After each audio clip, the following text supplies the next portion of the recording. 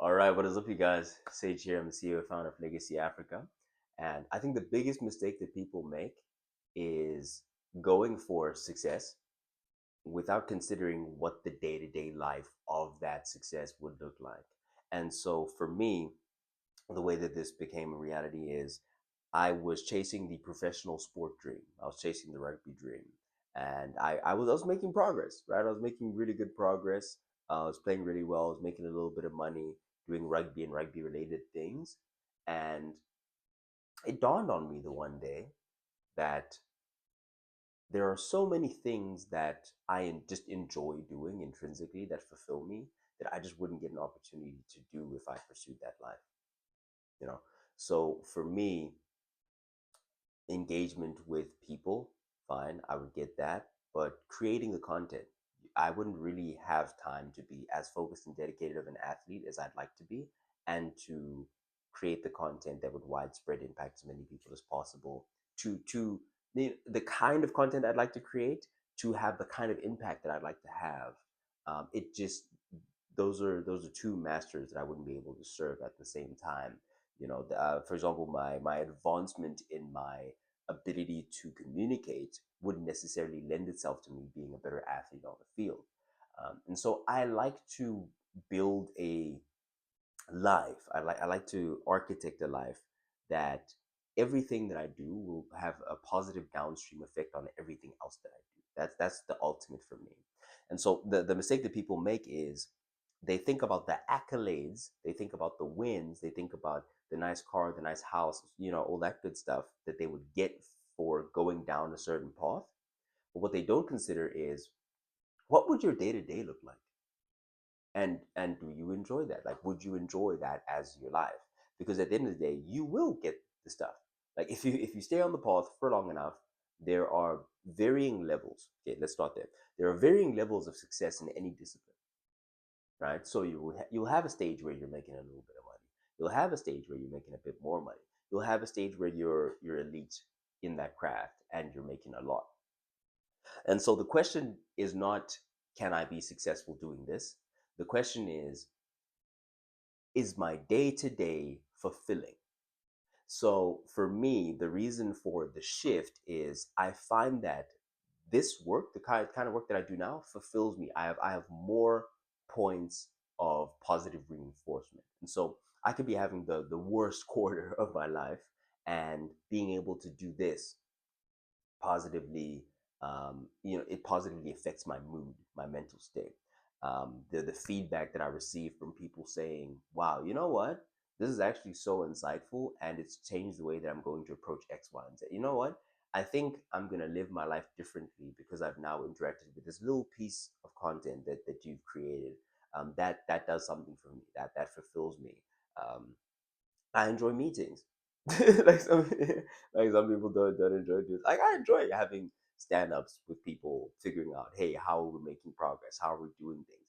I enjoy seeing progress in my team. I enjoy starting from, oh, okay, these people are like, don't really understand what the objective is or how to execute on it. Shifting them from that to executing the task really well, and them just being better in the way that I'm like that's super fulfilling for me. I still get to train, I still get to work out, get to create the content, like I said, and so on and so forth. So here's the overall frame, right? I'm not trying to make this about me, but this is the most local example that I can give. Is you put that in contrast to in rugby. Yes, I obviously I enjoy working out.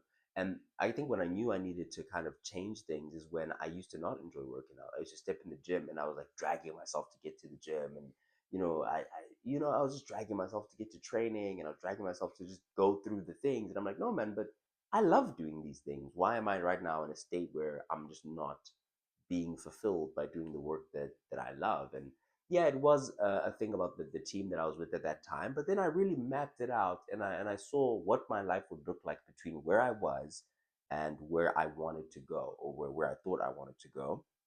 And then I just didn't like what that day to day looked like. And then you put in contrast, like now, you could say that there are many objective metrics that are not as good as they used to be. So at that time, I was bigger, I was stronger, I'm playing a part of a good team, I'm making a little bit of money. And objectively, from the outside looking in, like it looks like I'm, doing it, like living it and enjoying life. And that just wasn't the case at that time. And you shift in contrast now, it's like there's no there are not as many things that may outwardly indicate success. That's probably a lie, but that's probably a lie. But regardless of what the outside may think, the thing that I'm prioritizing is, what do I feel inside as I'm executing the day to day that is creating this path, and am I enjoying that? That's the shift that I think we need to make, or what we ought to make as people, is not just look at, again, the trophy case, not just look at what it looks like when you have succeeded, but to think about what the path there looks like, and do you enjoy that path there? Does that path there fulfill you? Are there more points of winning? They talk about the fact that the difference between an amateur and a master is that a master has more ways to win on their way to the milestone. And so, for example, if you are an amateur runner, if you're not a very seasoned runner, and you get into running, you start out your first race, what you're going to be looking for is, okay, now I'm a quarter way there, now I'm halfway there, now I'm three quarters, now I've finished. That may be the end of your reward systems. You may just get rewarded at the start, because everyone likes starting. You get rewarded at the first quarter, you get rewarded halfway, third quarter, you finish, right? That may be the extent of your reward system. Whereas someone who has been doing it for a very long time now has the little things, like, boom, okay, that was a good start. Okay, now my breathing's going well. Oh, this is a nice pace, steady pace. Okay, I can go up a bit more. Okay, good. What's my BPM? What's my heart rate looking like? Okay, what am I averaging per kilometer right now? What am I? All those things are micro wins. But it's the same process. Like, both of you are running, and you've probably covered round about the same distance in the same amount of time. But because they have mastered the craft, they have more ways for rewarding themselves all throughout the process. And then guess what? Their day to day is a more positive experience for them. Because realistically, man, and I'll be honest with you, and I'll tell you this from the perspective of, there are people in my life that are very close to me that have done well for themselves at this stage of the game, at this stage of their lives, they've done well for themselves. But they don't really get to sit in it. They don't really get to bask in the glory. And even as you bask, you realize that everything is fleeting, you know? Like, you want the new car, you get the new car, okay, now you have it, now it's there. Now what? And you sometimes get into these spots where you're like, nothing like some retail therapy, right? But then once you have the things, those are no longer things that you desire, those are things that you have. No one really wants what they have. But the important thing is to enjoy the getting, because it's not the having that you actually want, is what you'll realize. What you actually want is the getting. Like, you want to go get something, you want to pursue something, because that's what gives life meaning, that's what gives people joy, that's what really stimulates us. And so I feel that that's what it's all about. It's not necessarily about the thing. It's about, okay, what can I do? What can I pursue um, that would fulfill me at as many points as possible? Like I said, there are things that I did enjoy about the sporting life, but I knew that I wouldn't get to write. And I love writing, bro. I love making the notes. I love articulating thought. I love communicating things like incredibly well, incredibly detailed and practical. Like, I love this game. I love the game of business because there's so many tiny things to get right. Like, someone said, make sure that there's few. It's okay. It's perfect every detail and make sure there's few details as possible. And so it's about focusing on what's worth doing and focusing on doing that really, really well. And I find that, like I said, there's so many points of activation that I just enjoy. And so, not necessarily that you will enjoy every single day of your life if you pursue the right thing, because that's just not how life works. We talk about overhead in business. Overhead is the concept that you have your revenue, you have your cost of goods sold. So when we talk about cost of goods sold, we talk about overhead. We talk about like just there are expenses to delivering your thing. Like just in the delivery of whatever you do, whether it's a product or service, there are expenses that come with it. You may enjoy delivering the product or service, you may profit from delivering the product or service, but there will always be things that just have to happen to make the thing you want to happen. That's overhead, right? And so if you think about life overhead, it's, oh, I'm in the pursuit of this thing. I'm achieving mastery. There are multiple points at which I am being reinforced positively. There will be overhead. There will be points within this journey that I just don't enjoy as much, but they're costs of business. It's just things that have to happen. Like some meetings you don't enjoy. Sometimes you have to figure out something that you're not really good at, and either get good at it or know enough about it so that you can get someone who is good at it and know what good looks like, or at least have a clue about what good looks like in order to make the correct hire. And that process of learning something that you don't really care for or care about, that's overhead.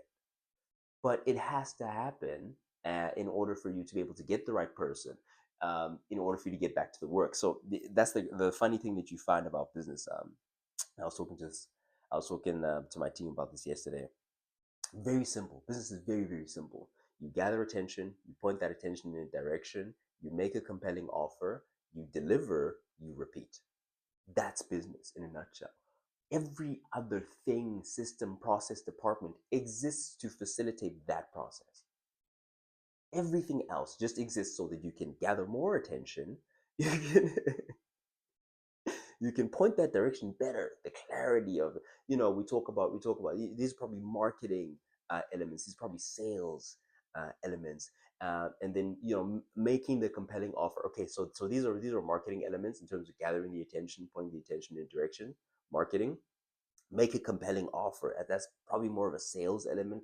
It's close. It's marketing and sales are very, very. There's blurred lines between those two things. But these are functions of that. And then you have to deliver on that promise. So then you're talking about HR. You're talking about finance. Like, did you charge the right thing for that? You're talking about all those things. Just facilitate this very, very simple thing.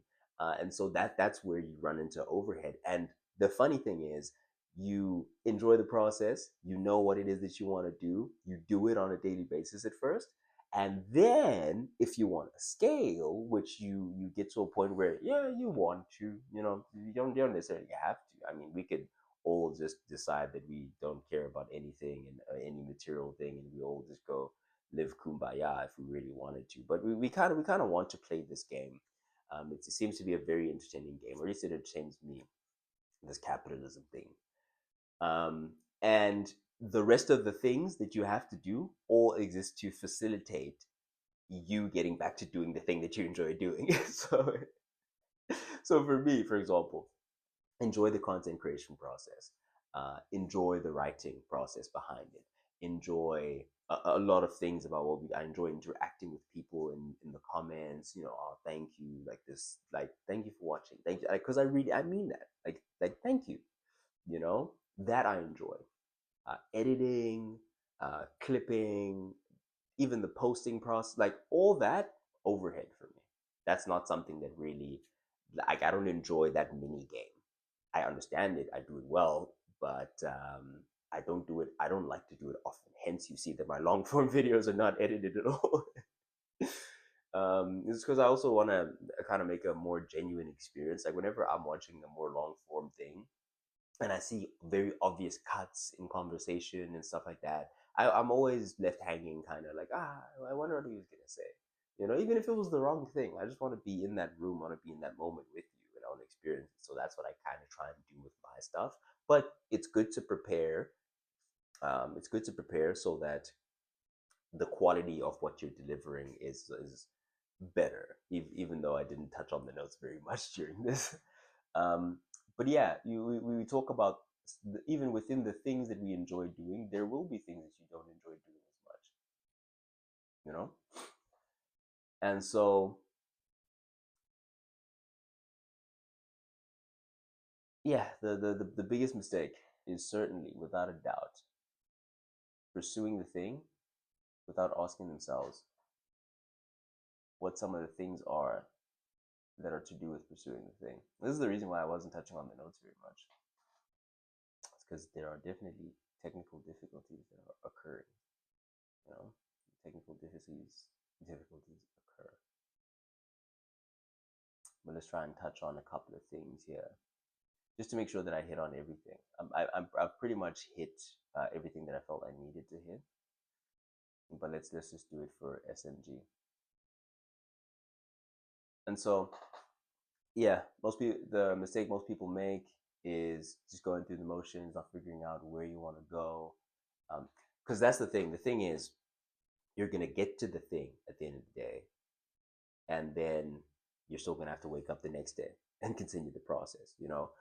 Like if it like there's nothing wrong. Don't get me wrong. There's nothing wrong with wanting a Ferrari. I want a Ferrari. Nothing wrong with wanting